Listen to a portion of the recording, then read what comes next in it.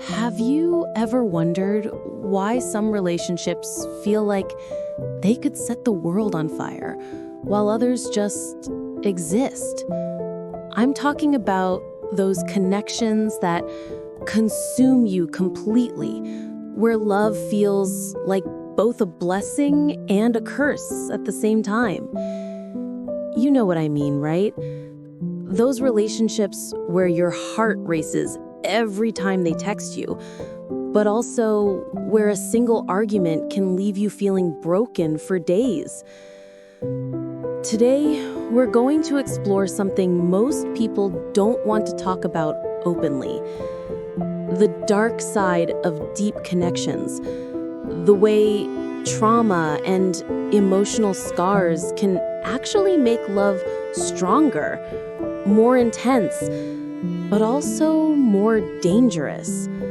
We'll look at how the most powerful relationships aren't always the healthiest ones, and why sometimes the love that changes us the most is the love that hurts us the most. If you've ever been in a relationship that felt like an emotional roller coaster, this video is for you. Let's dive into the psychology behind obsessive love and discover why our deepest connections often come with the deepest wounds. Let me start with a story that might sound familiar. Sarah met Jake at a coffee shop on a rainy Tuesday morning. Their eyes met across the crowded room and something just clicked. Within weeks, they were inseparable. They would talk for hours about everything and nothing. They shared their deepest fears, their childhood traumas, their broken dreams. Sarah had trust issues from her father leaving when she was 8. Jake had anxiety from being bullied throughout high school. Instead of running from each other's baggage, they held it together. Their pain became their bond. But here's where things get complicated. That intense connection started to feel like an addiction. Sarah couldn't go more than an hour without texting Jake. Jake would drive by Sarah's workplace just to catch a glimpse of her. When they fought, it felt like the world was ending. When they made up, it felt like they were the only two people alive. Sound intense? That's because it was. This is what happens when trauma meets love. When two wounded souls find each other and think they found their missing piece. The thing is, our emotional scars don't just disappear when we fall in love. They become part of the relationship itself. Let me explain how this works psychologically. When we experience trauma, especially in childhood, our brains literally rewire themselves. We develop what psychologists call attachment styles. Some of us become anxiously attached, always worried our partner will leave. Others become avoidant, pushing people away before they can hurt us. And some of us swing between both extremes. These patterns don't just affect how we love, they affect who we're attracted to. People with anxious attachment often find themselves drawn to avoidant partners.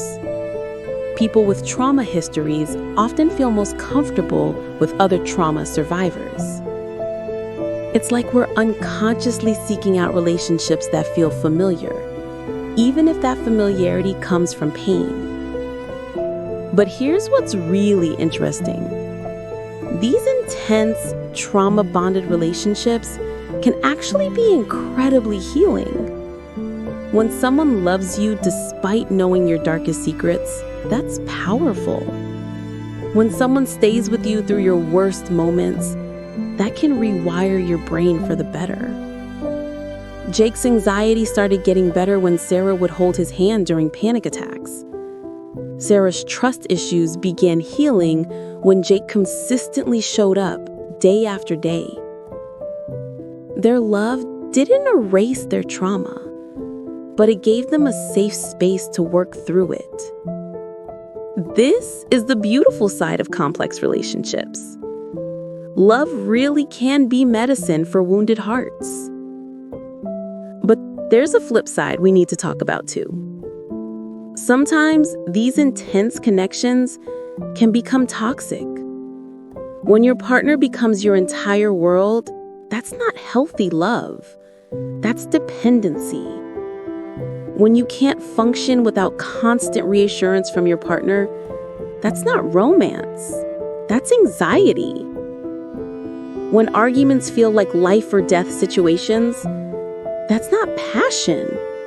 That's emotional dysregulation.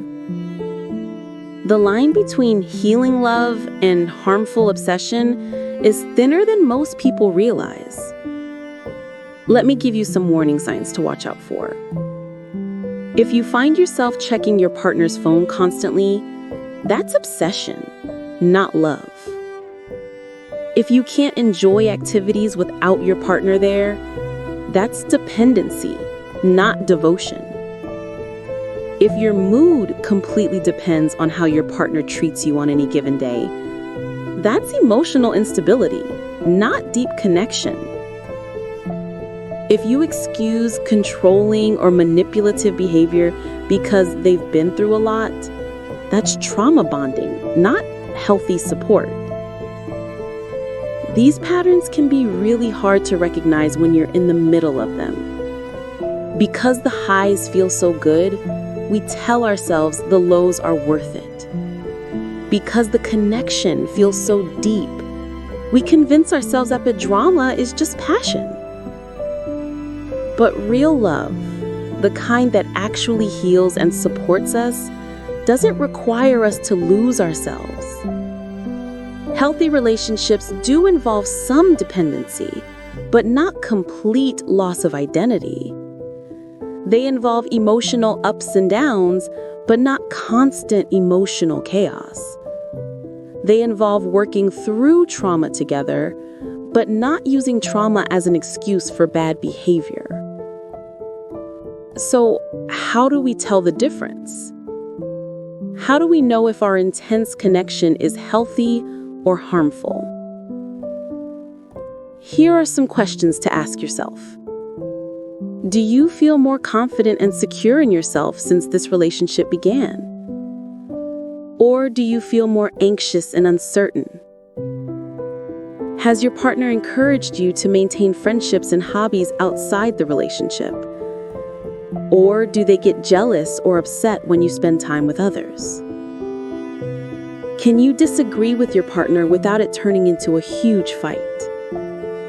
Or does every conflict feel like a threat to the entire relationship? Do you feel like you can be completely honest about your feelings?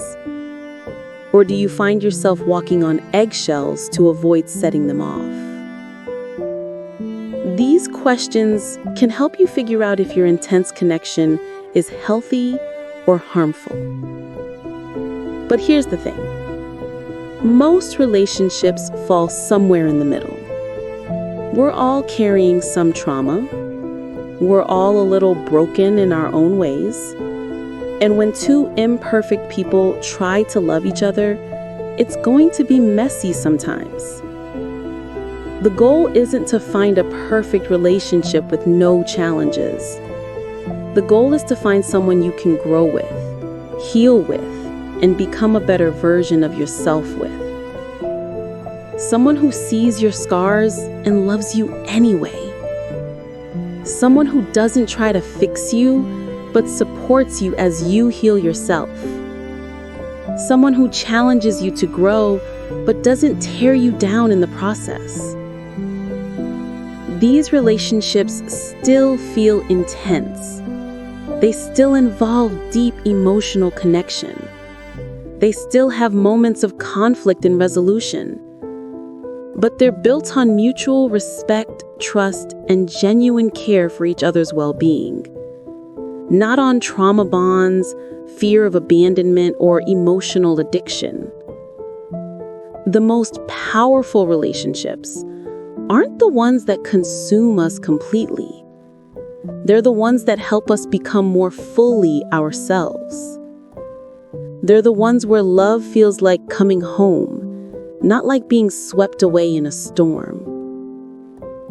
If you're in a relationship that feels more like an emotional addiction than a partnership, that doesn't mean you have to give up on love. It means you might need to work on healing your own trauma first. Get some therapy.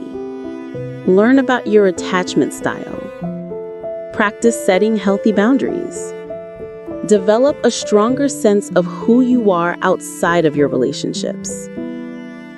Because when you love yourself fully, you're able to love others in a healthier way. When you're secure in your own worth, you don't need someone else to complete you. When you've worked through your own trauma, you can support someone else without losing yourself in their pain. This is how we break the cycle of using love as a band-aid for unhealed wounds. This is how we create relationships that actually make us stronger, not just more dependent.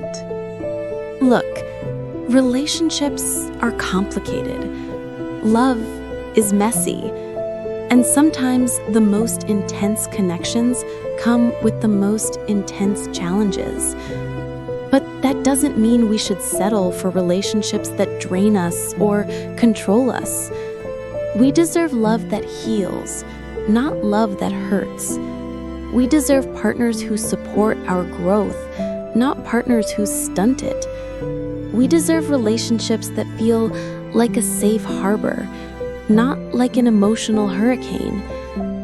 If this video resonated with you, I'd love to hear your thoughts in the comments.